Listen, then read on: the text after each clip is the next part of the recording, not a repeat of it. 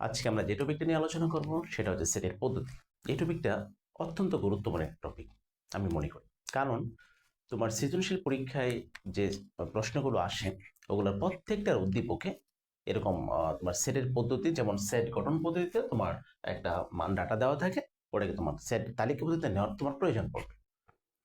তুমি যদি মূল প্রসেসটা তোমার জানা না থাকে তাহলে তুমি সঠিকভাবে অ্যান্সার করতে পারবে না সৃজনশীল প্রশ্নটা। কাজে আমি মনে করি এই টপিকটা খুবই গুরুত্বপূর্ণ, তোমরা না কেটে পুরো ক্লাসটি দেখার চেষ্টা করো। তো দেরি না করে চলো শুরু করা যাক। সেটের পদ্ধতি প্রথমে আমরা যেটা পড়বো সেটা হচ্ছে সেট গঠন থেকে তালিকা পদ্ধতিতে প্রকাশ।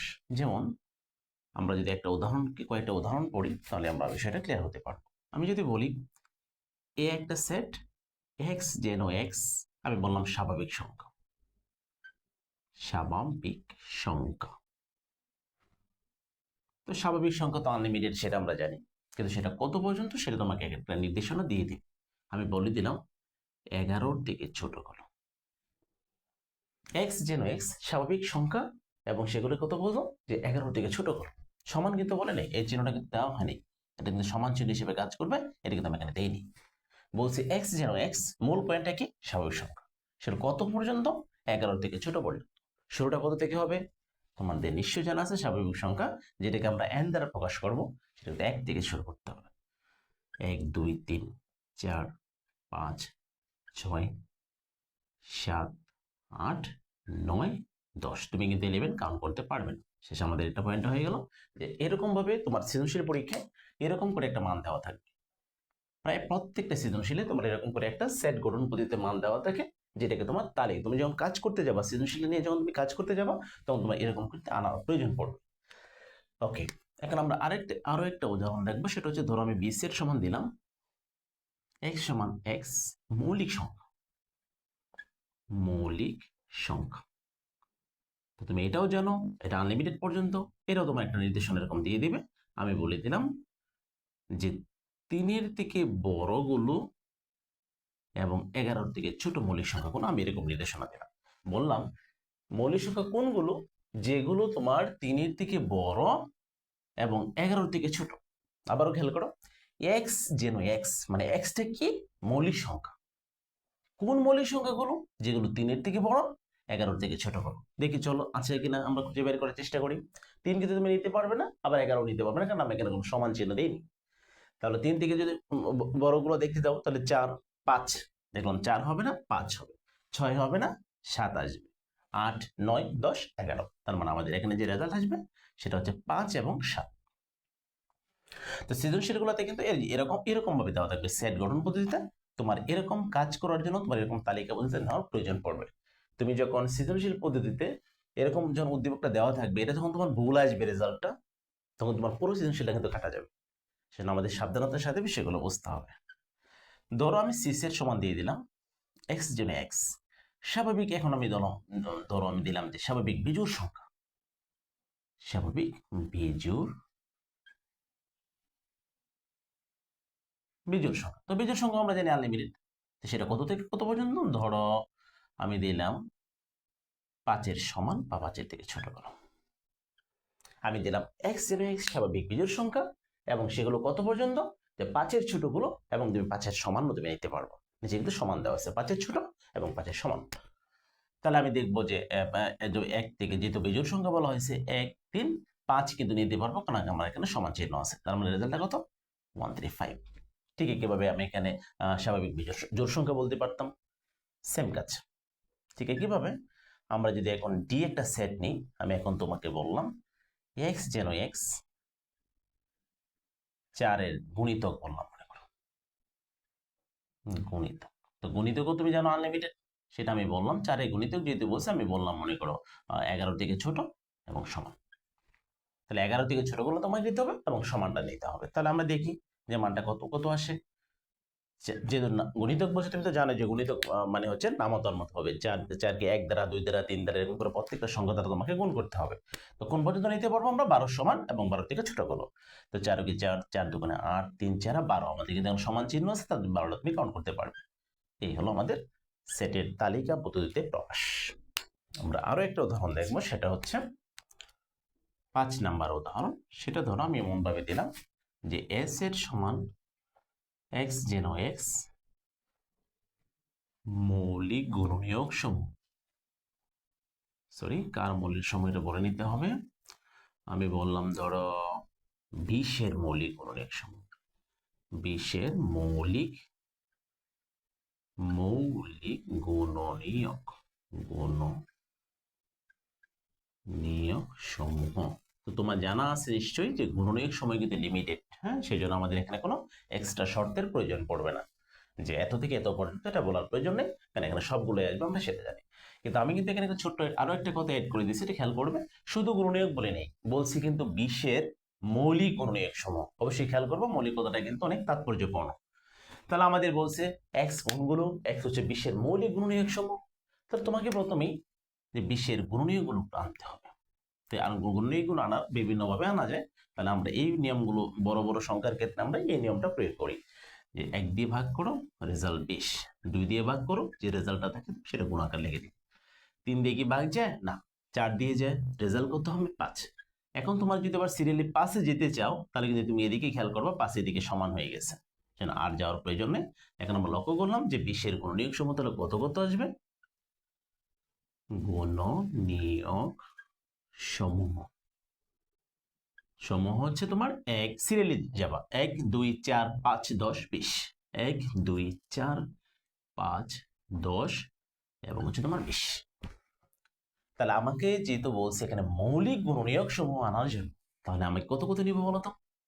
মৌলিক গুণনীয়ক সমূহ, যে 1 কিন্তু তোমার মৌলিক সংখ্যা না, আবার 2 সব থেকে ছোট মৌলিক সংখ্যা 2, যেটা হচ্ছে তোমার এখানে গুণনীয়কের মাঝে মৌলিক সংখ্যার মাঝে আছে তোমার 2, 4 যাবে না, 5 যাবে। তাহলে আমাদের এই পুরো 2 5 এই পুরো সেট গঠন পদ্ধতির রেজাল্ট হচ্ছে সমান 2 আর 5। তাহলে আমাদের এই রেজাল্টটা আসবে তালিকা পদ্ধতিতে। এটা নিয়েই তোমাকে কিন্তু কাজ করতে হবে। ঠিক একইভাবে আরো একটা এক্সাম্পল আছে, সেটা হচ্ছে পূর্ণ সংখ্যার। একটু খেয়াল করো। আচ্ছা, 6 নাম্বার যে উদাহরণটা সেটা হচ্ছে পূর্ণ সংখ্যার। যেমন আমি ধরো আমি এমন দিলাম যে এ সেট হচ্ছে এক্স যেন এক্স, আমি বলে দিলাম পূর্ণ সংখ্যা। তো কোন পূর্ণ সংখ্যাগুলো? যেগুলো ধরো বললাম যে এক্স স্কোয়ারের থেকে এক্স স্কোয়ারের মানটা 9-এর থেকে ছোট। বিষয়টা ভালো করে বুঝতে হবে। এটা কিন্তু সরাসরি শর্ট কোয়েশ্চেন হিসেবে পরীক্ষায় আসে। উদ্দীপকে তো থাকে সৃজনশীলে, অনেক সময় কিন্তু এটা শর্ট কোয়েশ্চেন হিসেবে পরীক্ষায় আসে বা আসতে পারে। খেয়াল করো, এক্স যেন এক্স, এক্সটা কি পূর্ণ সংখ্যা, এবং বলছে ওই পূর্ণ সংখ্যাগুলোকে যদি তুমি বর্গ করো, তাহলে তোমার তাহলে দেখতে হবে যে কোন কোন পূর্ণ সংখ্যাগুলো ব্যবহার করে যে মানগুলো 9-এর থেকে ছোট আসছে কিনা।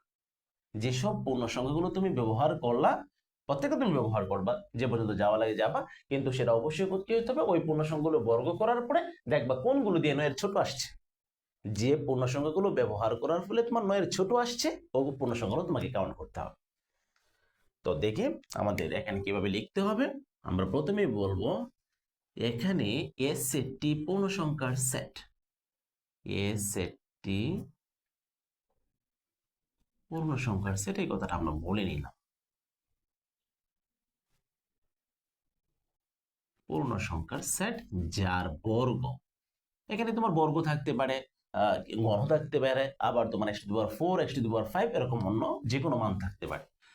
সেই জন্য এখানে যদি বর্গ বলছে, আমরা বলবো যার বর্গ 9 অপেক্ষা ছোট। আবার এই 9-এর জায়গায় কিন্তু তোমার আর অন্য যে কোনো সংখ্যা থাকতে পারে, 9 অপেক্ষা ছোট। তাহলে এখন আমরা বলবো যেহেতু পূর্ণ সংখ্যা কোনগুলো জানা আছে?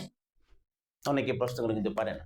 আমাদের অফলাইনে বেঁচে স্টুডেন্টদের অনেককে প্রশ্ন করা হলে যে হুট করে যখন আমরা সেটের অধ্যায়টা থেকে যখন পূর্ণ সংখ্যার কথাটা আসছে, অনেকে জিজ্ঞেস করলাম যে পারে না। তো আবার রিপিট করা হলো যে পূর্ণ সংখ্যাটা হচ্ছে তোমার, আমরা জানি শূন্যের বামে এবং ডানে যত সংখ্যা আসবে শূন্য সহ সবগুলো সংখ্যাই হচ্ছে তোমার পূর্ণ সংখ্যা। আবার খেয়াল করো যে আমাদের ধরো এটা হচ্ছে আমাদের সংখ্যার একাই শূন্য, এর ডান দিকে কি আসে ধনাত্মক সংখ্যা, যাদেরকে বলা হবে স্বাভাবিক সংখ্যা, আবার বাম দিকে আসে তোমার ঋণাত্মক সংখ্যা। তো এই শূন্য সহ ডানের বামের ধনাত্মক ঋণাত্মক সকল সংখ্যাকে কি বলা হবে? পূর্ণ সংখ্যা বলা হবে, মাথায় রাখবা। আর এটাকে অবশ্যই জেড দ্বারা প্রকাশ করা হয়, জেড। যদি আমি এরকম করে পূর্ণ সংখ্যা না বলে এখানে জেড কিভাবে শেষে আমি এটা বলে দিব যে এইভাবে না লিখেও অন্য একটা লেখার ডিজাইন আছে, ওটা যদি লেখা হয় তাহলে অনেক সময় অনেকে বুঝতে পারে না। ওটা আমি বলবো। তো আপাতত আমরা জানলাম পূর্ণ সংখ্যা কোনগুলো। তোমার শূন্যের ডানের বামের যত সংখ্যা আছে সব হচ্ছে পূর্ণ সংখ্যা। তারপর আমরা এটা বুঝতে পারছি যে এখানে কিন্তু তোমার ঋণাত্মক সংখ্যাও আসবে, ধনাত্মক সংখ্যাও আসবে এবং শূন্যও আসবে। তুমি যদি দেখো এখানে মানটা যে চলকটা যেটা এক্স স্কোয়ার, তাহলে প্লাস আর মাইনাস তুমি একত্রে কাজ করে ফেলবো। আর যদি মনে করে দেখো অন্য কিছু মান X cube, X to the power 4, X to the power 5, তাহলে আমার মতে জিরো দিয়ে কাজ করে ধনাত্মক মানগুলো কাজ করে তারপর আবার লেগে ঋণাত্মক মানগুলো আলাদাভাবে কাজ করাটাই ভালো। তাহলে যেহেতু তোমার ওটা সাধারণত এসএসসি লেভেলে এটা করা হয়, তোমাদের লেভেলে শুধু এক্স স্কোয়ারই দেওয়া, ক্লাস অষ্টম শ্রেণীর জন্য এক্স স্কোয়ারটা করলে চলবে। তো আপাতত আমরা এই মানটা প্লাস দিয়ে কাজ করব, প্লাস মাইনাস একত্রে কাজ করবো। জিরো হলে জিরো মান হবে, যেটা যদি স্কোয়ার করো জিরো আসবে, বলছে যে মানটা এক্স স্কোয়ার করতে হবে, করে 9 থেকে ছোট আসতে হবে। দেখলাম যে এক্স স্কোয়ার করলাম জিরো, হ্যাঁ 9 ছোট আসছে, তার মানে এই পূর্ণ সংখ্যাটা তুমি কাউন্ট করতে পারবো। আবার এক্স ইকুয়াল টু, এখন প্লাস মাইনাস আমরা একত্রে নিব, প্লাস মাইনাস 1 হলে, যেহেতু স্কোয়ার ছিল সেজন্য আমরা একত্রে নিলাম, মানটা একই আসবে। দেখলাম 9 থেকে ছোট আসবে, হ্যাঁ ছোট আসছে। এখন আমরা প্লাস মাইনাস 2 নিব,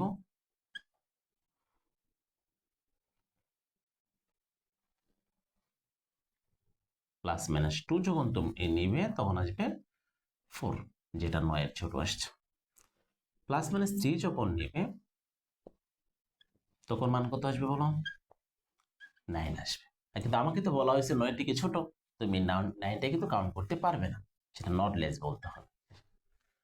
এখন তাহলে আমাদের কোন কোন মানগুলো আসলো, এখানে যে সেটটা থাকবে আমরা সরাসরি লিখে ফেলবো। তাহলে এই সেটের মান কোনগুলো আসছে?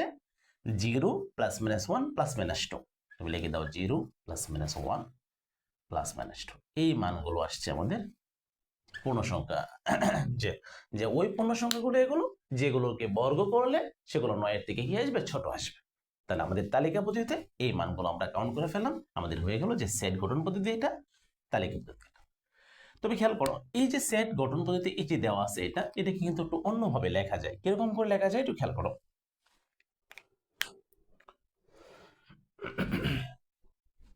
আমি যদি বলি যে এই সেটটাকে এরকম করে বলা যায় কিনা, তোমার যেটা একটু মোটা থাকে, x বিলংস টু z, অর্থাৎ x এর মান পূর্ণ সংখ্যার মাঝে বিলং করবে, এবং তোমাকে বলা হলো এরকম সরাসরি বলে ফেলো। এটা যে কথা এটা একই কথা, এটা আমি ভেঙে বাংলা কথায় বলে দিলাম, আর এটা তারা একটা হিন্টস দিয়ে দিল যে তোমার তার যে পূর্ণ সংখ্যাকে যে অক্ষরটা দিয়ে প্রকাশ করে সে অক্ষরটা দিয়ে একটু তোমাকে সংক্ষেপে বলে দেবে। দুটো একই সিস্টেম, তোমাকে কিন্তু দুটোই জানতে হবে, কারণ পরীক্ষায় যে কোনো ভাবে আসতে পারে, কিন্তু জেনে রাখতে হবে। ওকে, আমাদের এটাও মোটামুটি ভাবে শেষ। এখন আমরা দেখব সেট তালিকা থেকে সেট গঠন পদ্ধতিতে প্রকাশ। কয়েকটা উদাহরণ দেখলে আমরা বুঝতে পারবো। 1 নম্বর উদাহরণ যদি আমরা লিখি, a সমান 1 3 5 7 9 11, এরকম করে আমরা 6টা উপাদান লিখলাম, একটা সেটের 6টা উপাদান লিখলাম। তোমাকে বলা হলো, তুমি দেখতেই পাচ্ছ এখানে কিন্তু কমা কমা দিয়ে মানগুলো দেওয়া আছে, আর সেকেন্ড ব্র্যাকেট দিয়ে কমা দিয়ে দেওয়া আছে, তার জন্য তুমি বুঝতে পারছো এটা সেট তালিকাতে দেওয়া আছে। তোমাকে এটা বলা হলো সেট গঠন পদ্ধতিতে প্রকাশ করো, যেটা শর্ত দিয়ে প্রকাশ করতে হয়। তাহলে তুমি এই শর্তগুলো চিন্তা করার সময় তুমি কোন কোন বিষয়গুলো মাথায় রাখবা? প্রথমে তুমি রাখতে পারো মৌলিক সংখ্যা বিষয়টা মাথায় রাখতে পারো, তারপর গুণনীয়ক, তারপর গণিতক, তারপর তোমার স্বাভাবিক সংখ্যা। যদি স্বাভাবিক সংখ্যা ডিরেক্ট না মিলে তখন তোমাকে স্বাভাবিক জোড় বা বেজোড় সংখ্যার সাথে একটু কল্পনা করতে হবে যে কোনটা মিলবে, জোড় নাকি বেজোড়। এগুলোও মিললো না, তখন আমরা চিন্তা করব মাইনাসের সেখানে দেখবো উপাদানগুলোর সাথে মাইনাস থাকলে তখন আমরা যেটা চিন্তা করবো পূর্ণ সংখ্যার সাথে। ঠিক 6টা পয়েন্ট: মৌলিক সংখ্যা, গুণনীয়ক, গুণিতক, স্বাভাবিক সংখ্যা, স্বাভাবিক জোড় সংখ্যা বা স্বাভাবিক বেজোড় সংখ্যা, আর হচ্ছে তোমার পূর্ণ সংখ্যা। দেখি কোনটার সাথে মিলে। বলছে 1 3 5 7 9 11, দেখলাম আমরা সবগুলোর মাঝে এখানে 1 এবং 9, এই দুটো কিন্তু মৌলিক সংখ্যা না, তাহলে আমরা এটার সাথে চিন্তা করতে পারছি না। তবে গুণনীয়ক কিভাবে নির্ণয় করতে হয় তোমরা জানো, যে বড় সংখ্যাটাকে যদি বাকি সবগুলো সংখ্যা দিয়ে বড় সংখ্যাটাকে ভাগ যায় তাহলে আমরা সেগুলো বুঝবো, ওই বড় সংখ্যাটা গুণনীয়ক। গণিত কোনটা? না মতো, যে আমাদের ছোট সংখ্যাটা নিয়ে দেখবো যে সবগুলো সংখ্যা যে নামতের মতো করে হিসাব করে আসে কিনা, 1 2 3 4 5 6 এরকম পর্যায়ক্রমে গুণ করে আসে কিনা দেখলাম। এগুলা কিন্তু ওরকম ভাবে হবে না, সবচেয়ে ছোট সংখ্যা 1, এটা তোমার গণিতক চিন্তা করতে পারবে না। তারপরে আসো, গণিত চিন্তা করলে তোমার পর্যায়ক্রমে আসবে না যে একের সাথে তোমার 2 দেওয়া থাকা উচিত ছিল, হ্যাঁ, তো 2 নাই, 4 নাই, 6 নাই, তো ওটা তুমি গণিত বলতে পারবে না। কারণ যদি ওরভাবে থাকতো তাহলে কিন্তু অবশ্যই তোমার স্বাভাবিক সংখ্যার মাঝে পড়ে যেত। যাক, তাহলে এখন আমরা দেখবো স্বাভাবিক সংখ্যার মাঝে পড়ে কিনা। 1 3 5 7 9 না, সরাসরি পড়বে না, কারণ কিছু সংখ্যা মিসিং আছে। এখন দেখি স্বাভাবিক জোড় বা বিজোড়ে পড়ে কিনা। স্বাভাবিক জোড় তো প্রশ্নে আসে না, দেখো স্বাভাবিক বিজোড় মিলে কিনা। 1 3 5 7 9 এবং হচ্ছে 11। হ্যাঁ, দেখলাম আমরা স্বাভাবিক বিজোড় সংখ্যার সাথে এই সেটের যে সদস্যগুলো আছে ওই ফরম্যাটের সাথে মিলে, ওই পয়েন্টের সাথে মিলছে। তাহলে আমরা এটা কিভাবে লিখতে পারি? লিখবো a ইকুয়াল টু এক্স যেন এক্স। এই চলটা তুমি চাইলে অন্য কোনো অক্ষরও দিতে পারো, কোনো অসুবিধা নেই, আমি এটা সাধারণত এক্স দিই। এক্স যেন এক্স স্বাভাবিক বিজোড় সংখ্যা, স্বাভাবিক বিজোড় সংখ্যা। তো তুমি তো জানো বিজোড় সংখ্যা আনলিমিটেড, এখানে নির্দিষ্ট একটা লিমিট দিয়ে দিতে হবে। যেহেতু একবারে ছোট থেকে তোমার 11 পর্যন্ত আছে, তখন তুমি বলতে পারো যে 11 এর সমান বা 11 এর থেকে ছোট যে বিজোড় স্বাভাবিক বিজোড় সংখ্যাগুলো ওগুলো কাউন্ট করতে বলা হয়েছে। তবে এখানে যদি কেউ এটা দেয় যে এক্স হচ্ছে 13 থেকে ছোট বিজোড় সংখ্যাগুলো, তাহলেও কিন্তু হবে। হ্যাঁ, এটাও দেওয়া যায়, আবার এটাও দেওয়া যায়, যেটাই দাও কোনো অসুবিধা নেই। ওকে, তারপর আমরা আরো একটা এক্সাম্পল দেখবো। এখন যদি আমি বলি এ সেটটা হচ্ছে বললাম 3 5 7 11। এখন এই সংখ্যাগুলো আবার কাউন্ট দেখি। এখন হচ্ছে 3 থেকে শুরু হয়েছে। বিষয়টা খেয়াল করো যে এখানে কিন্তু 3 5 7 যদি তুমি বিজোড় চিন্তা করতে যাও তাহলে কিন্তু অবশ্যই এখানে 9 মিসিং আছে। হ্যাঁ, 9 কিন্তু থাকা উচিত ছিল, 9 নেই। তখন তুমি কি চিন্তা করবা? দেখো মৌলিক সংখ্যার সাথে কল্পনা করা যায় কিনা। 3 5 7 9 তো মৌলিক সংখ্যা না, 11। দেখলাম যে 3 থেকে 11-র মধ্যে যত কোনো মৌলিক সংখ্যা 3 থেকে বড় বা সমান, 11 থেকে ছোট বা সমান, এর মাঝে সবগুলো মৌলিক সংখ্যা কিন্তু চলে আসছে। দেখলাম এগুলো আমাদের পয়েন্ট হচ্ছে মৌলিক সংখ্যা। তখন তুমি লিখবা এ সমান এক্স যেন এক্স, এগুলো কিস পয়েন্টটা কি ছিল? মৌলিক সংখ্যার পয়েন্ট ছিল। তখন লিখে ফেলবো মৌলিক সংখ্যা। তো মৌলিক সংখ্যা তো তোমার আনলিমিটেড, তখন দেখতে হবে যে লোয়েস্ট মানটা কত 3 আর হাইয়েস্ট মান হচ্ছে তোমার 11। তখন আমরা বলবো 3 এর সমান বা 3 এর থেকে বড়, 11 এর সমান বা 11 এর থেকে ছোট। তবে তোমরা আগের মতো করে জানো, এটা যদি কেউ এরকম ভাবে লিখতো 2 এর থেকে বড় এক্স এর মানটা আর হচ্ছে 13 থেকে ছোট, তারটাও কিন্তু হতো, কোনো অসুবিধা নেই। আর অবশ্যই যেগুলো আনলিমিটেড পয়েন্ট থাকবে সেখানে কিন্তু অবশ্যই তোমাকে শর্ত দিয়ে দিতে হবে। ওকে, পরবর্তী আমরা 3 নাম্বার উদাহরণটা দেখবো। এখন আমি লিখলাম বি সেট সমান হচ্ছে 4 8 12 16 20, এরকম করে লিখলাম। তুমি চিন্তা করো মৌলিক সংখ্যা না হবে না, গুণনীয়ক চিন্তা করো, দেখবা 16 দিয়ে কি 20-এর ভাগ যাবে না, 12 দিয়ে কি 20-এর ভাগ যাবে না, তাহলে আমরা গুণনীয়ক চিন্তা করবো না। এগুলো চোখে আমাদের এতে দেখা মাত্রই আমাদের বুঝে ফেলার কথা, আমরা দেখলে কিছুটা আন্দাজ করতে পারবো। তারপরে হচ্ছে দেখো গুণিতকের সাথে যায় কিনা। সবচেয়ে ছোট সংখ্যাটা তুমি নিয়ে নাও, এক গুণ করো, হ্যাঁ 4, 2 গুণ করো 8, 3 গুণ করো 12, 4 গুণ করো 16, 5 গুণ করো, দেখবা যে 20 আসছে। তাহলে আমাদের এটা গুণিতকের সাথে মিললো। তুমি এখন লিখবা এক্স যেন এক্স, এগুলা 4 এর গুণিত। তো গুণিতকও তুমি জানো আনলিমিটেড, তাহলে তোমাকে অবশ্যই শর্ত দিতে হবে সবচেয়ে ছোট সংখ্যা দিয়ে শুরু হয়েছে, হ্যাঁ সবচেয়ে ছোট সংখ্যা দিয়ে শুরু হয়েছে, আর হাইয়েস্ট মান হচ্ছে তোমার 20 পর্যন্ত। তখন তুমি বলবা যে 20-এর সমান বা 20-এর থেকে ছোট করো।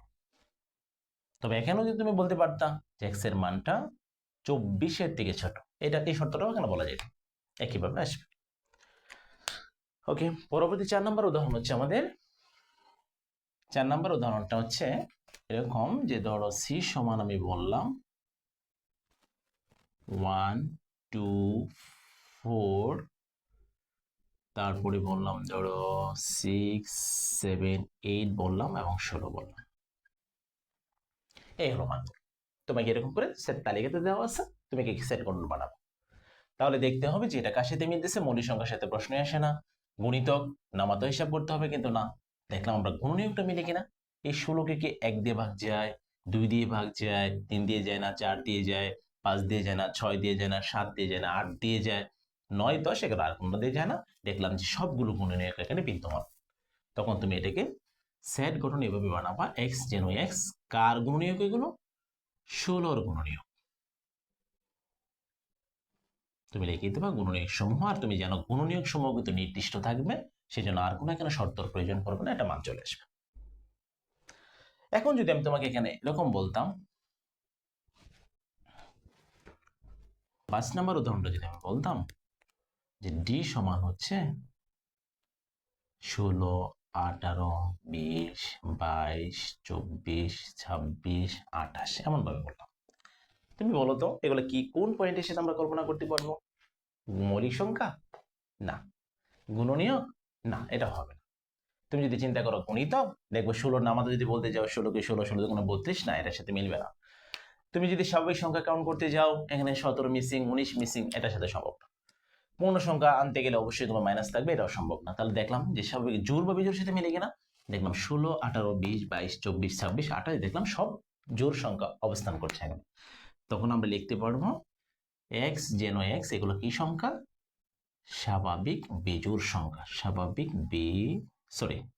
জোড় সংখ্যা, স্বাভাবিক জোড় সংখ্যা। তো স্বাভাবিক জোড় সংখ্যা তো আনলিমিটেড, তো তোমায় শর্ত দিতে হবে 16 সমান বা 16 থেকে বড়, 28 সমান বা 28 থেকে ছোট। তো 16 থেকে বড় বা সমান, 28 থেকে ছোট বা সমান, এই আমাদের হয়ে গেল সেট গঠন পদ্ধতিতে প্রকাশ। সর্বশেষ যে উদাহরণটা আমরা দেখবো সেটা হচ্ছে পূর্ণ সংখ্যা। একটু খেয়াল করো।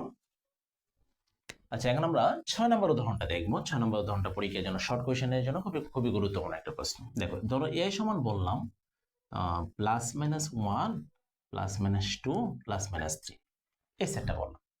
তাহলে এই সেটের মাঝে তুমি দেখতে পাচ্ছ প্লাস আছে মাইনাসও আছে, প্লাস আছে মাইনাস দুটোই আছে। তখন তুমি কিন্তু পূর্ণ সংখ্যার সাথে কম্পেয়ার করবা, দেখলাম যে না, এগুলো পূর্ণ সংখ্যায় সবগুলো। তখন তুমি লিখবা এখানে প্রদত্ত সেটটি একটি পূর্ণ সংখ্যার সেট। এই সেটটি একটি পূর্ণ সংখ্যার সেট, পূর্ণ সংখ্যার সেট যার উপাদান সমূহ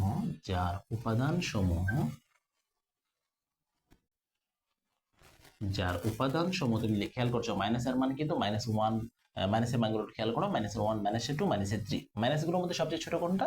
-3। তাহলে আমরা লিখতে পারবো যার উপাদান সমূহ -3 অপেক্ষা বড়, যার উপাদান সমূহ -3 অপেক্ষা বড় বা সমান, এবং প্লাস, দেখো প্লাসের মানগুলো কি? +1, +2, +3, তার সবচেয়ে বড় মান কোনটা? +3। তখন তুমি লিখবা +3 অপেক্ষা ছোট বা সমান কিন্তু আছে। তাহলে আমাদের সুতরাং আমাদের সেট গঠন পদ্ধতির মানটা কেমন হবে? এক্স যেন এক্স, এগুলো কি সংখ্যা? পূর্ণ সংখ্যা, তুমি ওটা লিখবা। এবং শর্তটা কি? -3 থেকে বড় বা সমান, +3 থেকে ছোট বা সমান। শেষ হয়ে গেল আমাদের পূর্ণ সংখ্যায় প্রকাশ করা, তোমার সেট গঠন পদ্ধতিতে প্রকাশ করা হয়ে গেল। এই তারিখেও যদি দেওয়া আছে, তুমি এখানে সেট গঠন পদ্ধতিতে লিখে ফেলছো। তবে অনেক সময় এই লেখাটাকে একটু অন্যরকম করে লেখা যায়। কিরকম করে? যে এক্স বিলংস টু জেড। তোমরা জানো যে জেড কে পূর্ণ সংখ্যাকে জেড দ্বারা প্রকাশ করা হয়, আর স্বাভাবিক সংখ্যাকে বড় হাতের এন দ্বারা প্রকাশ করা হয়। তাহলে যদি বলে দিই এরকম করে যে এক্স বিলংস টু জেড, যে এক্স গুলো কোথায় আছে? পূর্ণ সংখ্যার মধ্যে বিলং করতেছে, এবং শর্তটা কোনটা? -3 থেকে বড় সমান, +3 থেকে ছোট সমান। এই হবে এই সেটটা আর এই সেটটা একই সেট।